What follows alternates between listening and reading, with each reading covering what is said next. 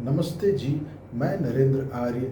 मित्रों, आज हम चर्चा करने वाले हैं ईश्वर का एक नाम भूह के ऊपर।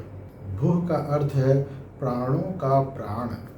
ईश्वर का नाम भूह बताया गया है। ईश्वर को कहा गया है कि वह प्राणों का भी प्राण है। जो भी जीव हलचल कर रहे हैं, खान पान कर पा रहे हैं, प्रजनन इत्यादि कर पा रहे हैं, उसका कारण यही है कि उनमें प्राण है। प्राण यानी श्वास प्रश्वास जो अंदर बाहर आ जा रही है, उसी के कारण वह जीवित है। अपनी सभी गतिविधियों को अपनी इच्छा से कर पा रहे हैं। लेकिन जो उस प्राण का भी प्राण है, मतलब उस प्राण या श्वास प्रश्वास को कौन चला रहा है, वह चला रहा है उसका भी प्राण यानी कि परमात्मा।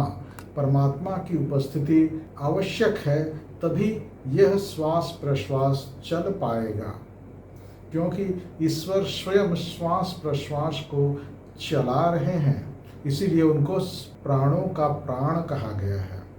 अब हम देखते हैं कि ईश्वर क्या सिर्फ मेरे प्राणों का प्राण है? नहीं, ईश्वर मेरे माता पिता के भी प्राणों का प्राण है। ईश्वर मेरे भाई बंधु जितने रिश्तेदार हैं और जान पहचान वाले हैं, सभी के प्राण जो चल रहे हैं, उसके पीछे का प्राण कौन है? वही ईश्वर है। और जितने भी इस समस्त संसार में मनुष्य हैं, वो सभी श्वास प्रश्वास के माध्यम से जीवित हैं। उनका भी प्राणों का प्राण वही है, वही ईश्वर है। और जितने भी जीव जगत है, चाहे वो हाथी, घोड़ा, कुत्ता, बंदर, शेर इत्यादि, सभी प्राणों के माध्यम से चल फिर पा रहे हैं, अपना समस्त कार्य कर पा रहे हैं, तो उनके भी प्राणों का प्राण वही ईश्वर है। यानी ईश्वरत्व का मतलब है सभी के प्राणों को धारण करना, सभी को ऐसी क्षमताएं प्रदान कर देना कि वे सब अपने कार्य कर सकें। इस प्रकार से जो महान सामर्थ्य का स्वामी है, वह हमारा प्यारा ईश्वर है, जिसका कि प्रमुख नाम ओम है। ऐसा वेदों में बताया गया है। अब बात यह आती है कि अगर हमको ईश्वर के करीब जाना है तो फिर क्या करना होगा? ईश्वर के करीब जाने के लिए, जैसा कि पहले वर्णित किया जा चुका है, कि जिस प्रकार से एक पिता कोई कार्य कर रहा है, मान लो वह एक आईएएस ऑफिसर है और उसका एक पुत्र जो कि एक सामान्य कोई दुकान चला रहा है, और दूसरा एक पुत्र है जो कि आईएएस की तैयारी कर रहा है। तो अब बताइए कि उस पिता को कौन सा पुत्र ज़्यादा प्रिय होगा? जो उसके पद चिन्हों पर चलता है, वह पुत्र उसके लिए ज़्यादा प्रिय होता है। जो अपने पिता को आदर्श मानता है, वह पुत्र ही किसी भी पिता को ज़्यादा प्यारा होता है। वैसे ही अगर हम चाहते हैं कि ईश्वर के हम ज़्यादा करीब जाएं, तो हमको उनके गुणों को अपनाना पड़ेगा, गुण कर्म स्वभाव को अपनाना पड़ेगा। ईश्वर जो है प्राणों का प्राण है, ईश्वर भूह है, तो हमको भी भूह बनने का प्रयास करना पड़ेगा। मतलब क्या? जैसे कि ईश्वर भूह है, मतलब वह दूसरों के सुखों के लिए, दूसरों के हलचल के लिए, दूसरों के समस्त गतिविधियों के लिए आधार का निर्माण कर रहा है। वैसे ही हमको भी इस प्रकार से व्यवस्था बनानी चाहिए कि हम दूसरों के लिए प्राणों के प्राण हो जाएं और दूसरों के समस्त गतिविधियां हमारे कारण संचालित हो जाए। अगर ऐसा सामर्थ्य हमारे अंदर आ गया, तो हम भी एक प्रकार से मनुष्यत्व से ऊपर उठ करके ईश्वरत्व की ओर जाने लगते हैं। तो इसी को हम कह सकते हैं कि हम ईश्वर के ज़्यादा करीब हो गए।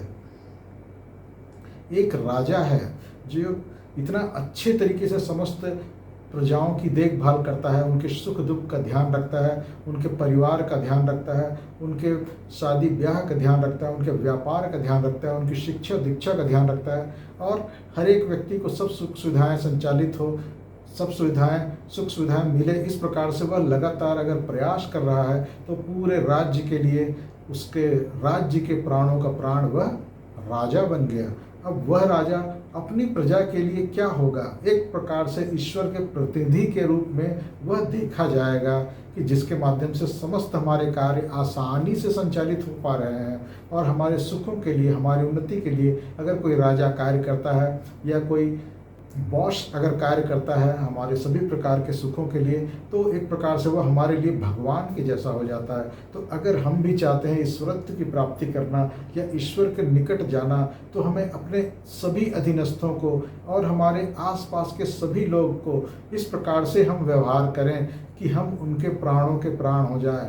वो जो भी कार्य करते हैं, जो भी गतिविधियां करते हैं, वो बहुत ही आसानी से वे संचालित कर पाएँ। इस प्रकार से हम व्यवस्था करें, उनको कोई भी समस्या न आए, इसके लिए हम व्यवस्था करते रहें। कोई समस्या आए तो उसे हम सुलझाएं। इस प्रकार से जब हम गतिविधियां करते हैं, आसपास के लोग, चाहे वो हमारे भाई बहन हो सकते हैं या हमारे सबॉर्डिनेट्स हो सकते हैं, हमारे मातहत हो सकते हैं, या अगर हम कहीं कोई बिजनेस कर रहे हैं तो हमारे कर्मचारी हो सकते हैं, तो सभी लोगों के लिए जो भी हमारे अधीनस्थ हैं, अगर हम उनके सभी उन्नति का ध्यान रखें, उनके दिनचर्या का ध्यान रखें, उनके सुख दुखों के हिसाब से हम इस प्रकार से कार्य करें कि वह हमेशा आगे बढ़ते जाए, उनको कोई समस्या ना आए या कम से कम समस्या हो, और उनके समस्याओं को हम हमेशा निदान करते रहें। इस प्रकार से हम करते हैं तो हम भी अपने अधीनस्थों के लिए या अपने परिवार के लिए या अपने बिजनेस के लिए या अपने कार्यालय के लिए एक प्रकार से हम प्राणों के प्राण हो जाते हैं।